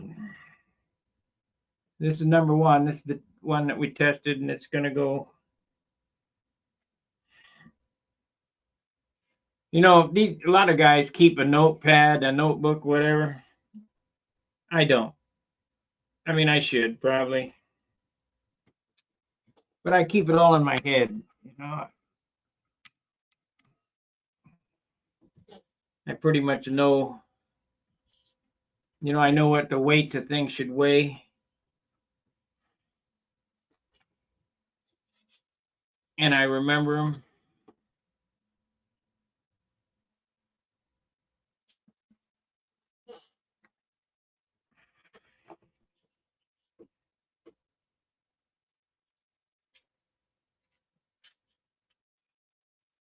Where's that little knife? That's weird. I'll remember those things, but I can't remember where I said something.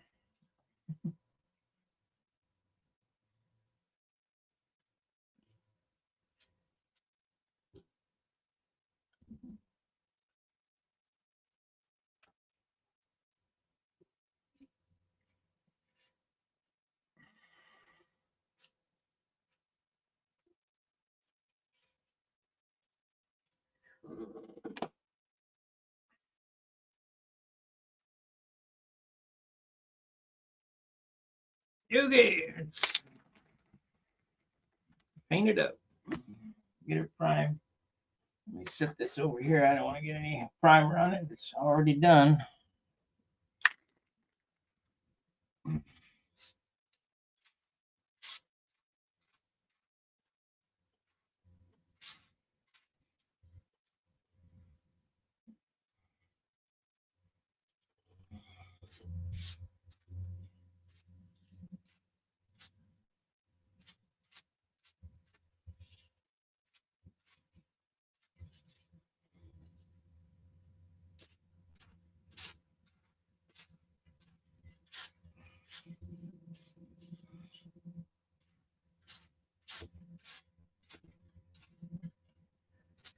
Well, this video is getting kind of long. Do you guys want me to hang around, or I'll hang around until we got black on this, I suppose. I mean, it's almost 2 hours long to do 3 propellers.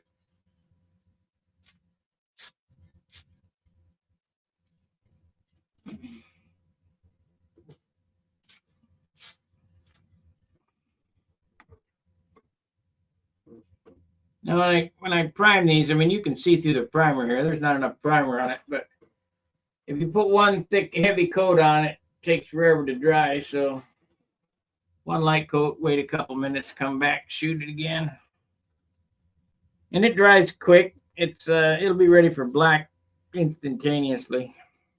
We should get it done within the 2 hour mark.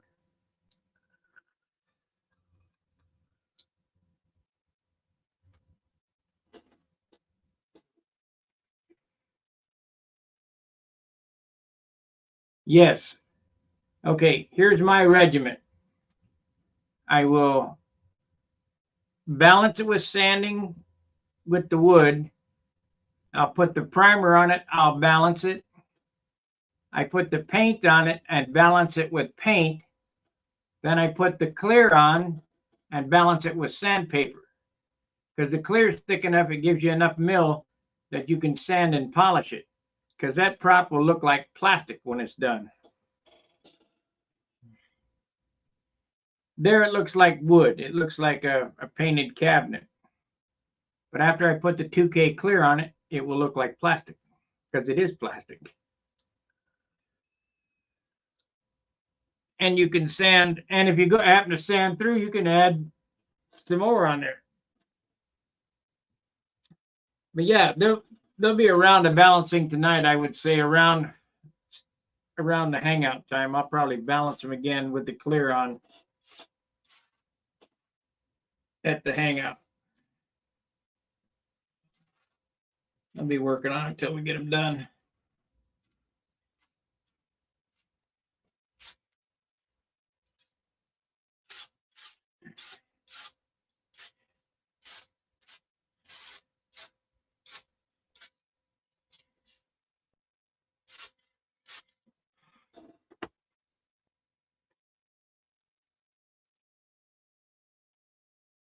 And it's too bad this is the prop that worked, because man, this prop is not carved well.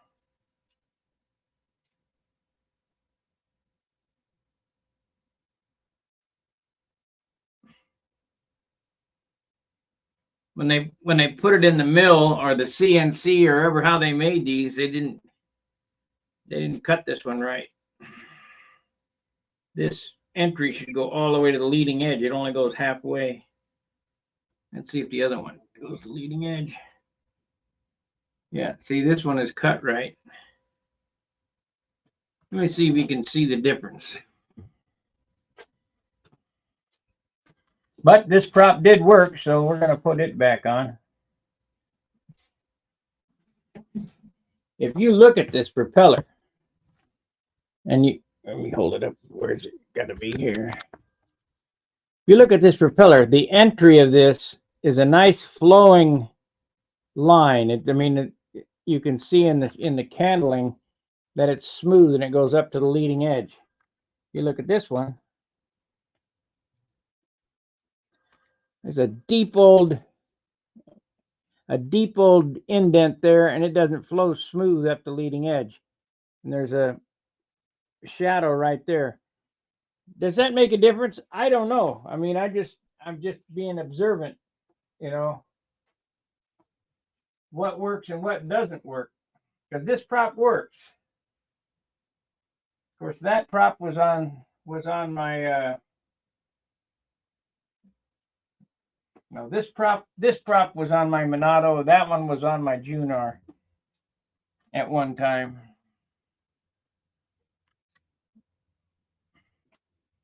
That one was red. That one there was bare wood.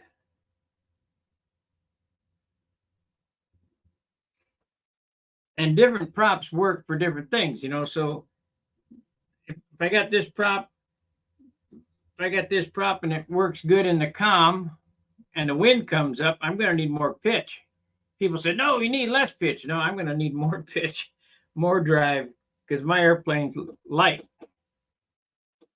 Them guys want to speed up the prop and use it as a brake. I want to drive through the wind. When the wind comes up, you certainly don't want to back the engine off. You want to turn it up. Go faster.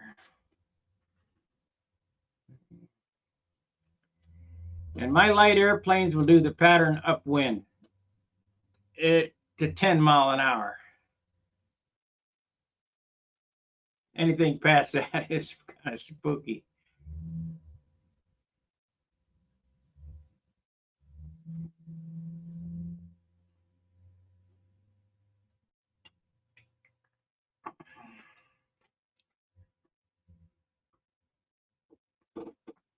I know this. I proved it at Brodak.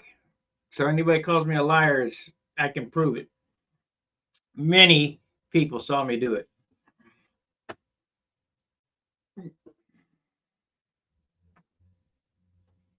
Okay, where are we at? Let's check the balance on it, see how far out we are.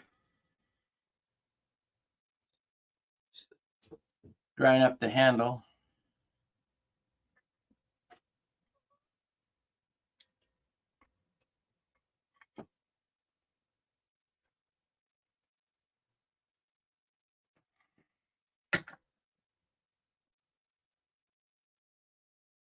That's good enough. It's good enough. So we'll paint it black.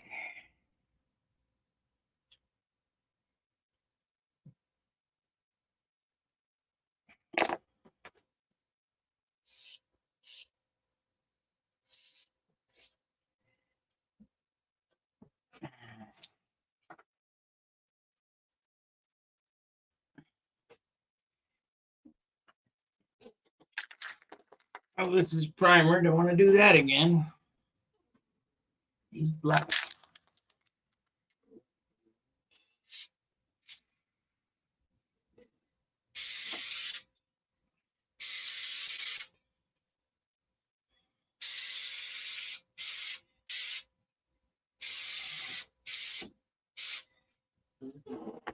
Okay, there's the first coat. We got it on light.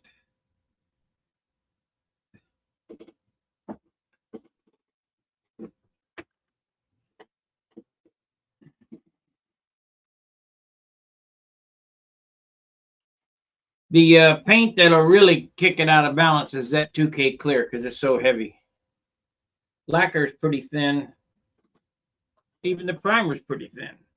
But that 2K clear, when I put it on so it looks like glass, will seem like it's a 1/4 inch thick.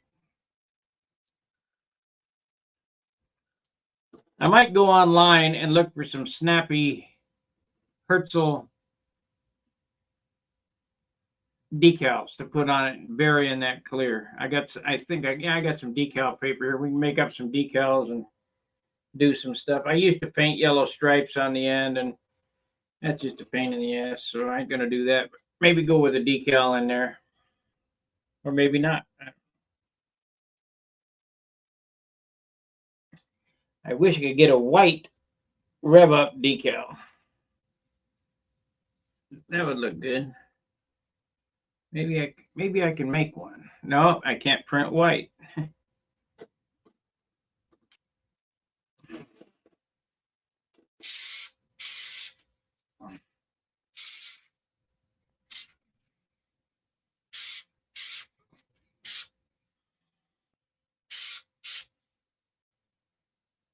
My Viper is pretty old school. It's got banner wheels on it, custom banner wheels with the light rubber on them, and Super Tiger and Rev Up props. No Vico horns, no Vico or perfect bell crank, but yeah, one more coat. But I like all that old stuff. I liked how the airplanes flew. I liked how they looked. I mean, I like a Bernie Ash airplane with a little stick in the back and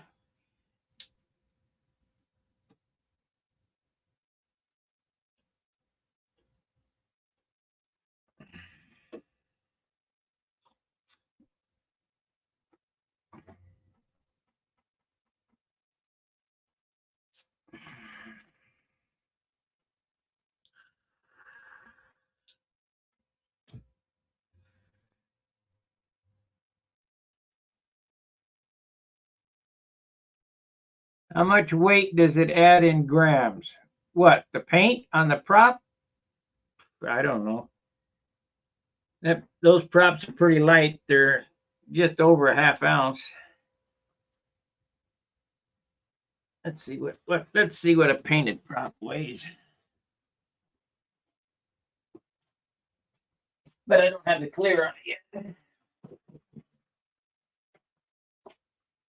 I'm running a carbon fiber spinner, and the airplane is 52 ounces, so oh shit, I can take another gram or two. All right, this prop weighs 20 grams. Now, mode 8/10, so it'll probably be an ounce when it's done. Let's see what a bare one weighs.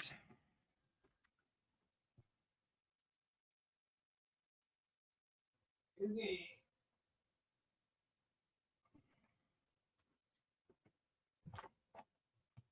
See, here's them marks I'm talking about I put on the end of the props all the time. So that's 20. This is a little lighter mode. No, it's 20 grams. This one here is 20 grams, so it doesn't add anything. This bare prop is 20 grams. 21 grams on this one. And this one, 21 or 22 grams. It's jumping back and forth. Now, I guess it depends on where you set it. So even if, let's say 22 grams.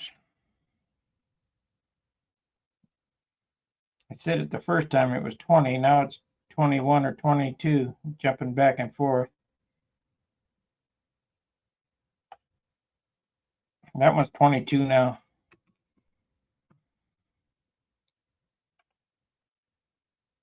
That one's 22 now. So I guess they're 22 grams. But that's a whole lot better than this propeller. See if I can find it.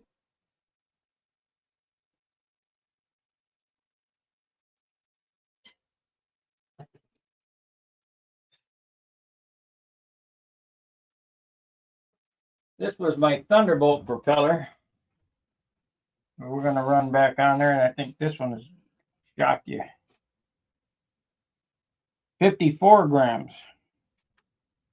Almost 2 ounces.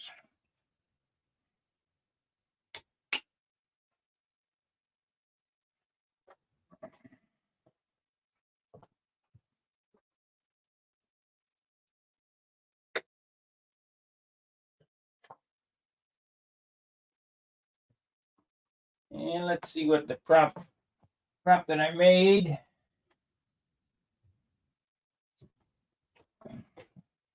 Is a prop we made here. This one weighs 1.2 ounces. I'll guarantee this prop won't be magical like the Rev Ups.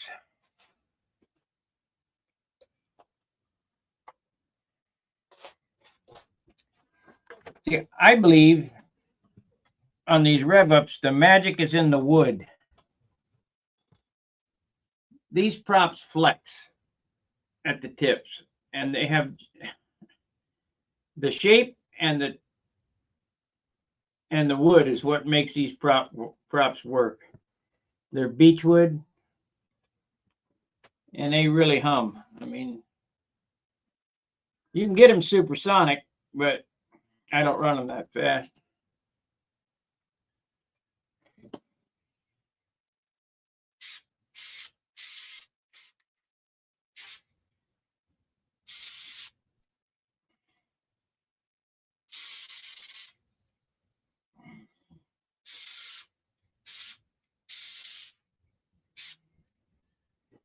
Alrighty, that's the end of this program.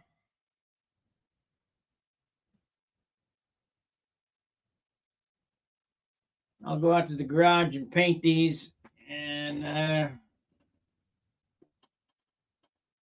maybe by the time, I don't know how fast that 2K stuff dries, but maybe by the time tonight comes around, it'll be drying up the balance.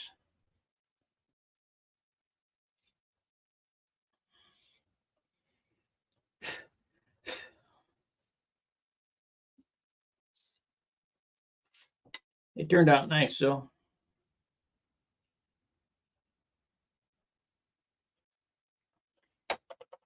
So the paint doesn't add, I mean, the paint has to weigh something. It doesn't register in grams, at least not on my scale. It's probably in grains, you know. It has to weigh something. But I've taken the varnish off and replaced it with paint. So these are varnished propellers.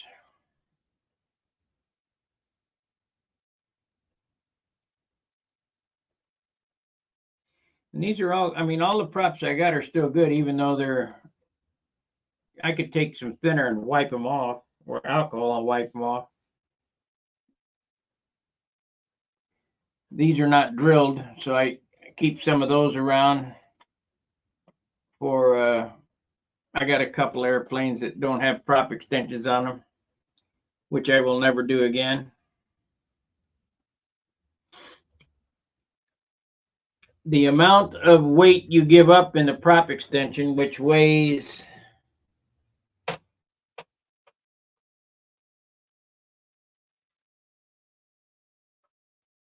okay, here's my prop extension with the washer and the drive nut. They weigh 8/10. You're giving up, let's see how many grams that is. You're giving up 24 grams by putting this prop extension on it.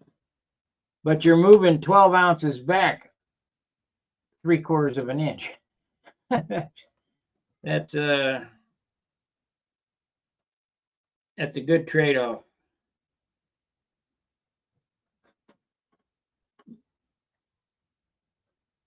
It makes the nose longer, gives you better directional stability, and you move the weight back, and then you move the tank back into the wing towards the bell crank. You're shifting everything back towards the center of gravity. But if you do that, the airplane has to be light. You will not have a 65-ounce airplane with a prop extension on it, unless your tail moment's 10 inches.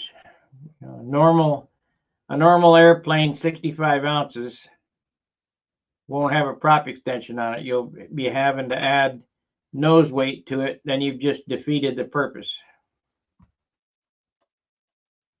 So you got to think about them things in design ahead of time. If I want to move the motor back and I got to have this length of tail, you know, and that only comes from building the same airplane over and over and over again, figuring out what you can get away with.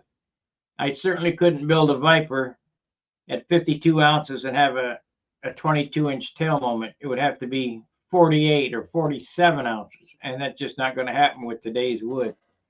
And why do you want to stretch the tail out that far?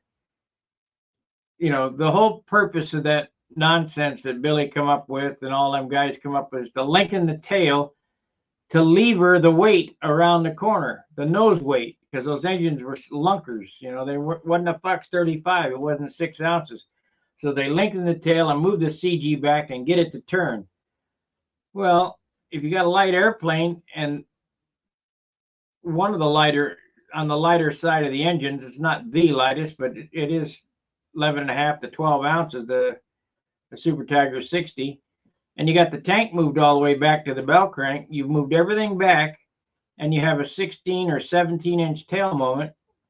That's plenty. You don't, not only that, those long tail moment airplanes take forever to go around the corner. You think that it's going fast as you're flying it, but if you stand outside and watch it, it's called clock time. That tail droops down and then it'll go. I mean, it just kind of falls down instead of snap. It's, I don't know, they just look weird. They push around the corner. I don't like them long tail jobs. And all you got to do when you're thinking of stunt design is think of how a combat plane turns the fastest corner out there. And where's its engine? It's on the leading edge. And where's its tail? It ain't that far back. It's only 2 inches back off the trailing edge of the wing. So I don't know. Just my thoughts.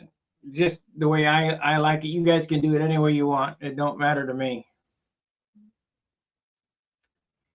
I like the airplane a certain way to have those old school corners where they yes snap just like that.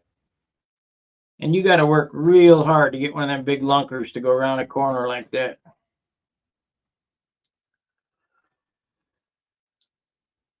And anybody that says weight don't matter can't build a light airplane, or else they'd be doing it. All right, I am done for now. I will see you after a bit. Maybe we'll come back before the hangout, depending on how fast the clear dries. I really appreciate you watching. I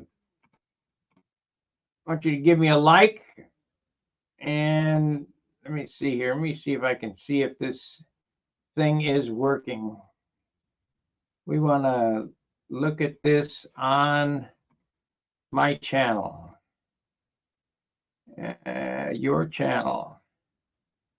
I want to see if the algorithm is working on this. There we go. So be sure to like and subscribe. It ain't working. And hit the join button. Become a paid subscriber. Help me out with these videos. They take a lot of time. I mean, I spend a lot of time for you guys. And it costs a lot to do this. And $4.95 a month ain't going to break you. It's one beer. All right. Fair winds, tight line.